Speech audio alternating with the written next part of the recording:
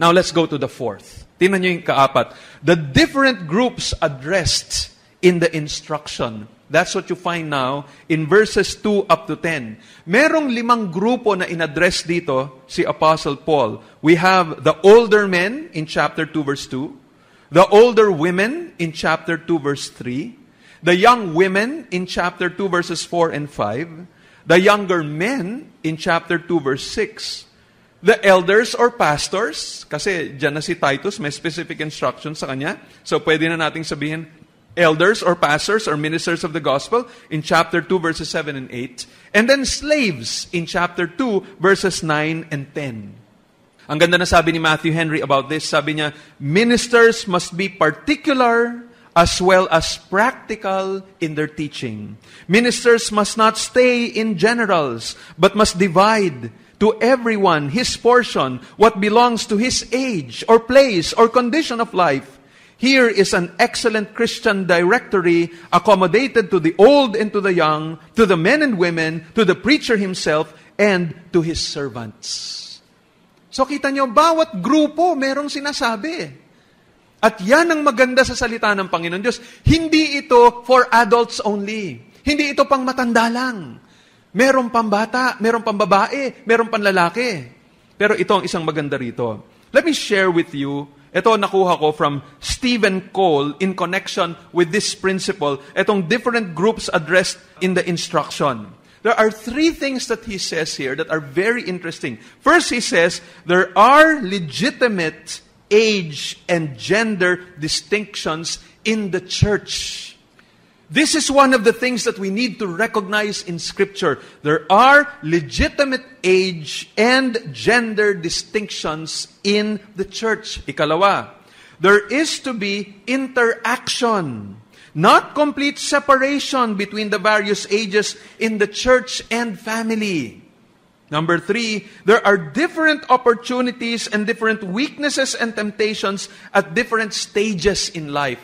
Now, masusundan niyo ako by going slowly. Ulitin ko, yung una, there are legitimate age and gender distinctions in the church. Ito sabi ni Cole. Paul has different counsel for different ages of men and women, and he does not lump everyone into the same category. Radical feminism, which has infiltrated the church, argues that there are no gender distinctions in the body of Christ. While it is true that there are no distinctions regarding salvation, many scriptures show that there are distinct roles for men and women in the church and in the home. Men are to be the loving leaders in both spheres, sa church at sa home. Women are to be subject to their own husbands.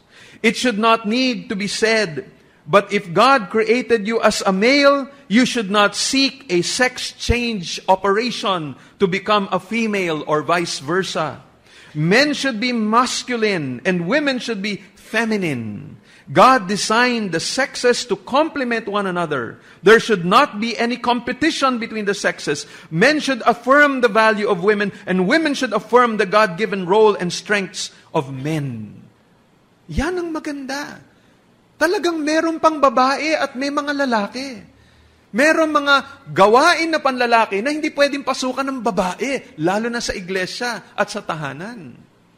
Pero may mga babae ngayon na hindi, magagalit sila sa ganitong katuruan. Pero yun ang sinasabi ni Pablo. Hindi niya sinabi, lalaki, babae, ganito ang inyong instruction, ganito ang guidance o counsel ko para sa inyo. Hindi, iba. Pag kayo matandang lalaki, ganito. Pag kayo matandang babae, ito counsel ko. Pag kayo mas batang babae, ito kayo mas batang lalaki, ganito. Pag kayo ang estado ninyo sa society, kayo ay alipin, kayo ay slave, kayo ay servant, ito rin ang counsel ko sa inyo. Hindi pare-pareho.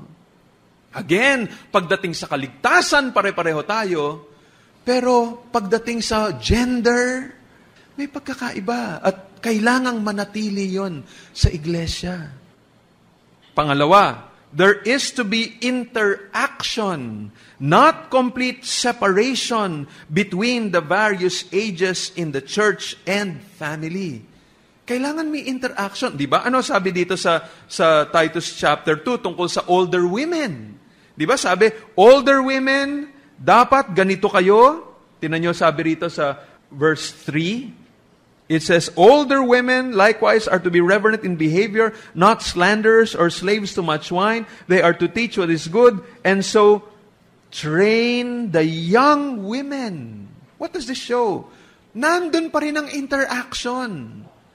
Huwag nating masyadong ipaghihiwalay yung mga different age groupings ng ating iglesia na sasabihin ng mga young adults, young adults na kami, wala na kaming pakialam sa youth.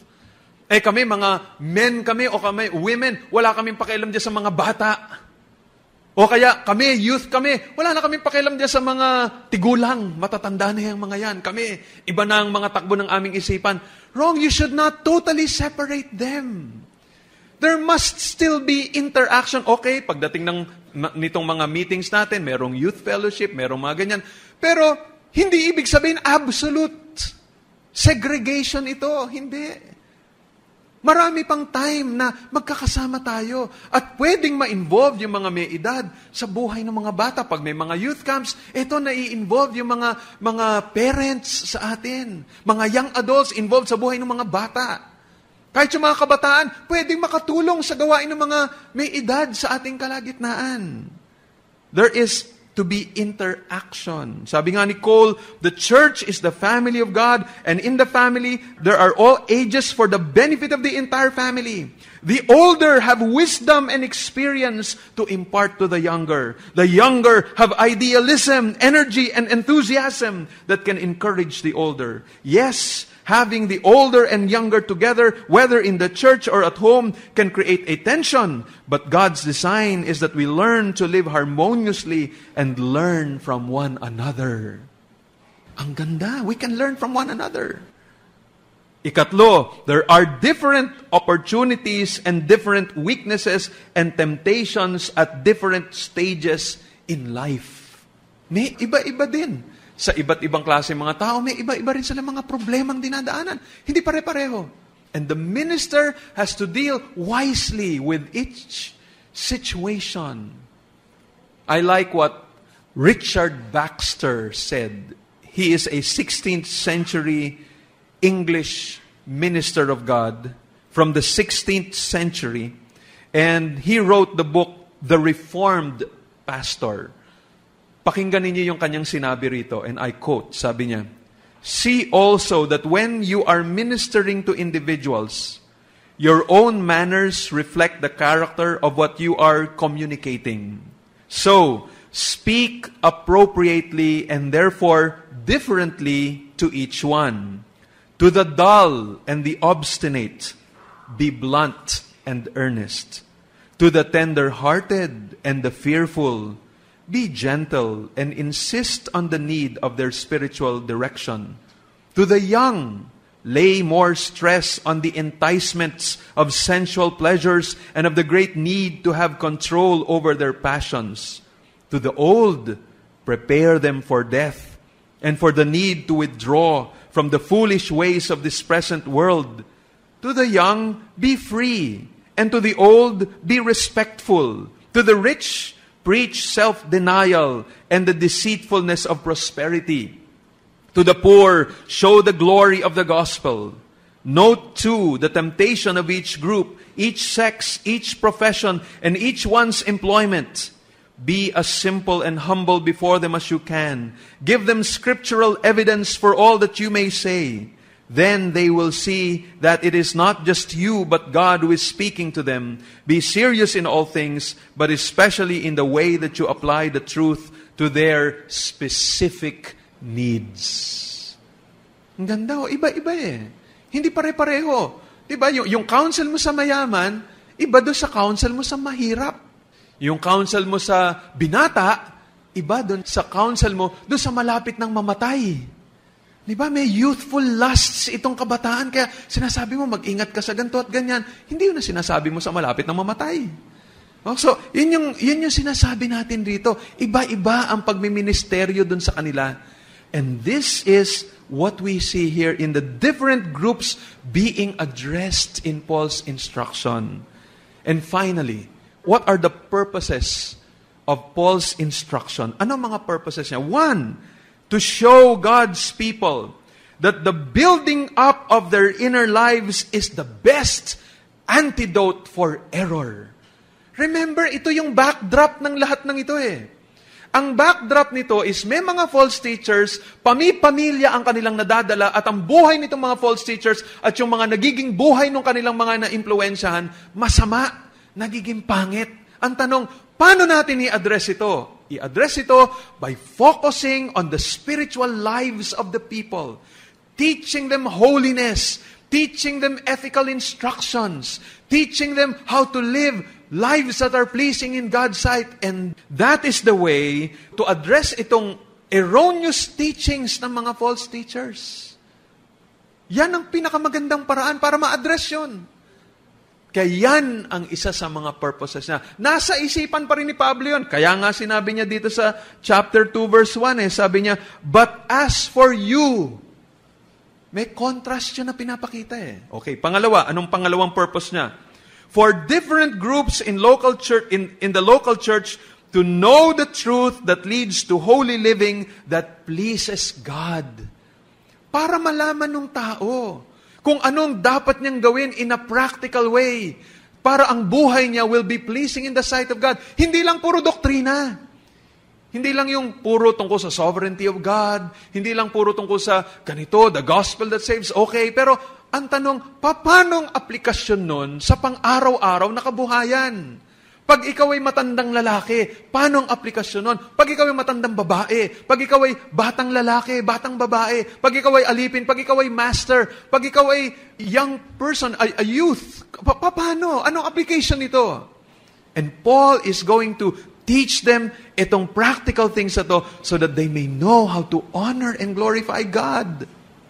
May mga taong magagaling sa doktrina, pero pag tiningnan mo na yung kanilang buhay, may stumble ka. Kaya ito pinapakita ni Paul, ganito mamuhay ng tama. And his intention is so that God may be honored and glorified.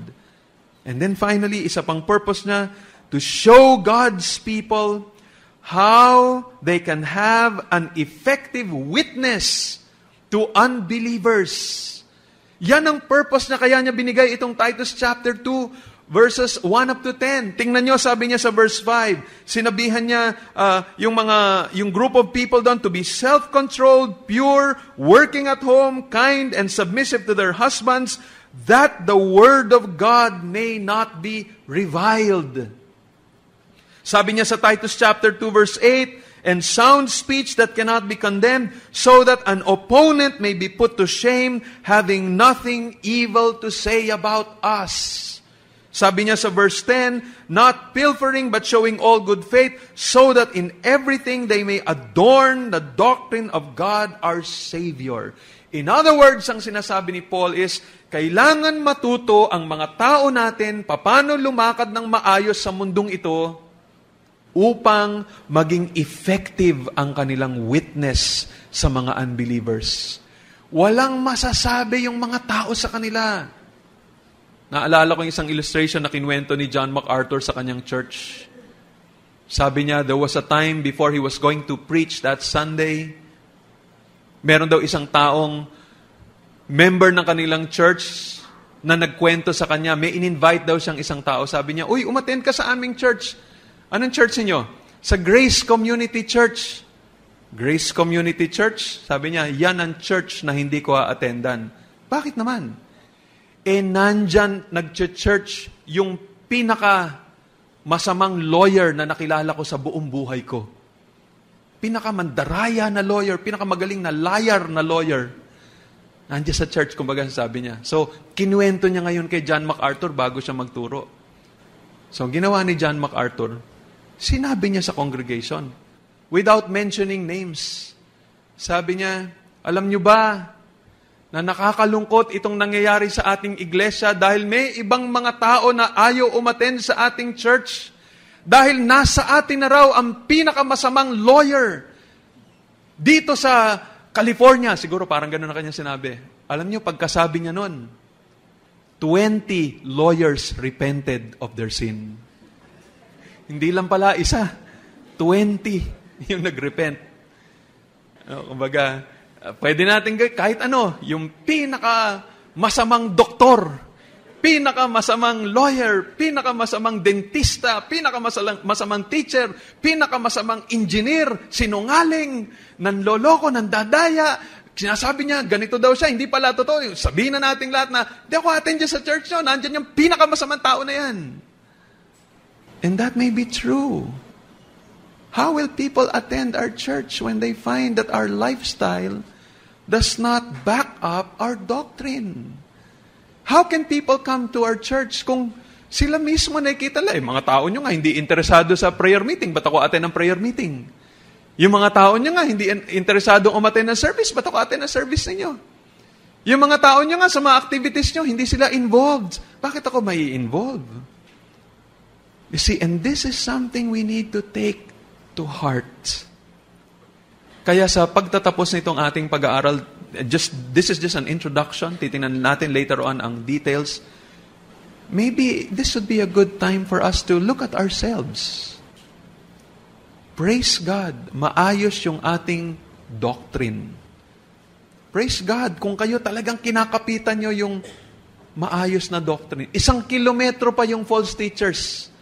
Na-identify na ninyo, naaamoy na ninyo. 1 kilometro pa lang yan, false teacher yan. Ako, mali talaga. Maaring tama pa kayo. Pero, ang nais ng Panginoon Diyos, back upan natin ang tamang doktrina ng maayos na buhay. Ikaw, mister, kumusta ka makipag-relate sa inyong misis? Ikaw, misis, kumusta ka? Submissive ka ba sa iyong mister? Ikaw, bata, sumusunod ka ba? Obedient ka ba sa iyong mga magulang? Ikaw, tatay, nanay, talaga bang ginagawa mo yung sinasabi ng Ephesians chapter 6 verse 4? Fathers, do not provoke your children to anger, but bring them up in the discipline and instruction of the Lord. Kayong mga mananampalataya, talaga bang nananalangin kayo? Talaga ba ang puso nyo, mahal nyo talaga yung iglesia? Kayo ba, pinapakita nyo ba na nagtutulungan kayo at nagmamahalan, marunong magpatawaran sa loob ng iglesia? Kayong mga members, nagsasubmit ba kayo sa inyong pastor? Ikaw, pastor, talaga bang concerned ka? Mahal mo ba yung mga tupa? All of this, dapat nating pag-isipan. Hindi lang kayo, ako rin. Kailangan ding suriin ko ang aking sarili. Tanungin ko rin, Lord, anong ginagawa ko? Am I the reason for people being hindered from coming to you? And we need to repent of our sins. And we need to say, Lord, have mercy upon me. Forgive us. Tulungan niyo po ako na hindi masira ang pangalan ninyo dahil sa akin. Let's come before the Lord and pray and ask for God's mercy and grace. Remember, we're praying also for revival. At itong isang bagay na gusto nating makita pagdating ng isang revival, na talagang ang buhay natin ay mabago ng Panginoon Diyos na magbibigay luwalhati sa Kanya. Aming Panginoon, kami po ay nagpapasalamat sa inyong grasya at awa na inyong ipinaalam sa amin ang tamang doktrina. Particularly, O God, the gospel of grace, the gospel of salvation by faith alone, in Christ alone, by grace alone. Salamat, Panginoon, sa napakagandang ibanghelyong ito at ito ang nakatulong na kami ay mabago. Sabi nyo, if anyone is in Christ, he is a new creation. The old things have passed, and behold, all things have become new. Salamat, Panginoon, sa grasya, awa at kapangyarihan nyo sa amin. Panginoon, nais po namin na magpatuloy in those good works. Nais namin, Panginoon, na ipakita sa mundo na talagang binago nyo na po kami. Panginoon, patawarin niyo po kami sa maraming mga panahon na hindi naging consistent ang aming buhay sa aming pananampalataya. Patawarin niyo po kami dahil maraming panahon na naging magaling kami sa doktrina, kaya naming makipagdebate, kaya naming makita kung anong false teaching sa ibang mga grupo, sa mga cult groups lalo na, Panginoon. Pero Lord, kung susuriin po ang mga buhay namin in private, kung titingnan ang aming trabaho sa mga businesses namin, kung tatanungin kung paano ang aming relationship sa aming tahanan, Kung tatanungin ang aming mga kapitbahay, Panginoon, sira ang aming pangalan. Panginoon, patawarin niyo po kami. Baguhin niyo po kami. Ayusin niyo po ang mga puso namin. Tulungan ninyo, Panginoon, na sa aming pag-aaral nitong libro ng Titus, O God, makita namin kung ano ang nararapat naming gawin upang mamuhay kami sa isang paraang magbibigay luwalhati sa inyo. Turuan niyo kami, Panginoon, kung ano dapat namin gawin upang maging effective kami sa aming pag-share ng Ebanghelyo. It is not enough, O God, na alam namin ang 5 essential points of the gospel or alam namin ang the way of the master or evangelism explosion principles. Lord, sinasabi ng inyong salita na ang buhay namin ay makakatulong o makakasira sa aming pag-iibanghelyo. Panginoon, tulungan niyo po kami. Ayusin niyo po ang aming mga buhay.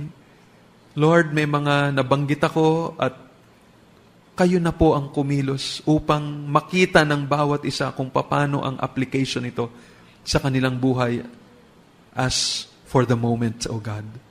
Salamat po aming Panginoon. Holy Spirit, kumilos kayo ngayon sa aming lahat. Help us not just to be hearers of the word, but help us to be doers of it as well. In Jesus' name we pray. Amen.